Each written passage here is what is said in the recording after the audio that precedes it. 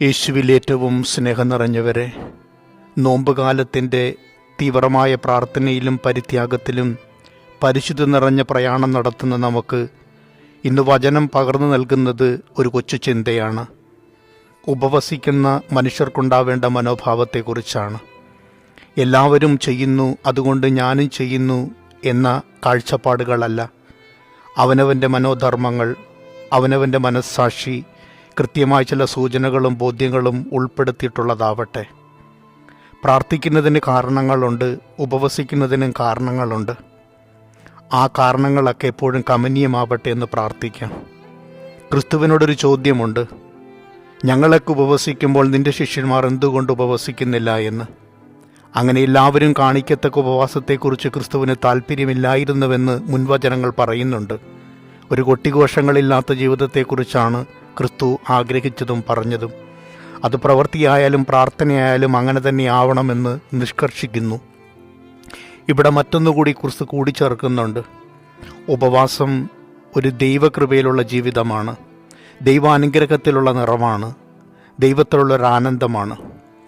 ആ ഒരു ആനന്ദം എന്നും കൂടെ ഉള്ളപ്പോൾ ജീവിതം എത്ര സന്തോഷപൂരിതമാണ്. മനുഷ്യർ എപ്പോഴും അത് ആഗ്രഹിക്കുന്നുവെന്നുള്ളതല്ലേ വാസ്തവം.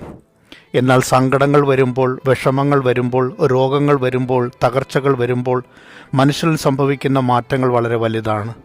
പിന്നീട് പല കാര്യങ്ങളും വ്യത്യസ്ത രീതിയിൽ ചിന്തിച്ചു തുടങ്ങുന്നുണ്ട്. എപ്പോഴും സന്തോഷവാന്മാരായിരിക്കുന്ന മനുഷ്യർ നന്നായിട്ടെപ്പോഴും പ്രാർത്ഥിക്കണമെന്ന് നിർബന്ധമൊന്നുമില്ല. ചിലപ്പോഴെങ്കിലുമൊക്കെ നമ്മുടെ പ്രാർത്ഥനകൾക്ക് ശക്തി കൂടുന്നത്, കൂടുതൽ ആവേശത്തോടെ പ്രാർത്ഥിക്കാൻ ഇടവരുന്നതൊക്കെ ഏറെ വേദനാജനകമായ സങ്കടങ്ങൾ നിറഞ്ഞ, പരീക്ഷണങ്ങൾ നിറഞ്ഞ പരിവരുത്ത അനുഭവങ്ങളിലൂടെ കടന്നു പോകുമ്പോഴാണ്. എന്നാൽ ക്രിസ്തു ഒന്നുകൂടി വ്യക്തമാക്കി പറയുകയാണ്, ഉപവാസം ദൈവത്തോടൊപ്പമുള്ള വാസമല്ലേ, അത് ആനന്ദപൂരിതമാവട്ടെ എന്നാണ്.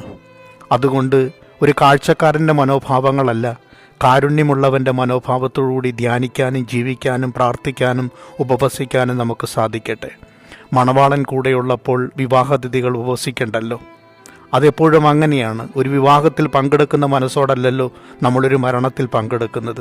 ഓരോ ചടങ്ങുകൾക്കും അതിൻ്റേതായ വശ്യതകളുണ്ട്, ചിന്തകളുണ്ട്, അതിൻ്റേതായ മാനദണ്ഡങ്ങളൊക്കെ ഉണ്ടാവുന്നുണ്ട്.